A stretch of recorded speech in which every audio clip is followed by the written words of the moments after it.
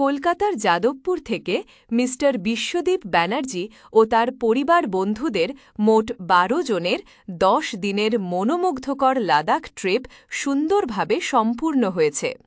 ভ্রমণের প্রতিটি মুহূর্ত তাদের ভীষণ ভালো লেগেছে এবং তারা আমাদের সঙ্গে শেয়ার করেছেন দারুণ সুন্দর অভিজ্ঞতা।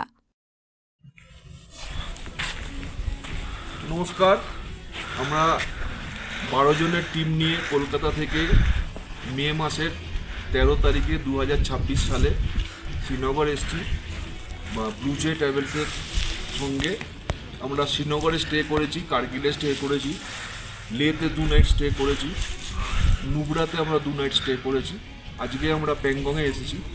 আমাদেরকে সব জায়গায় হোটেল খুব ভালো দেওয়া হয়েছে।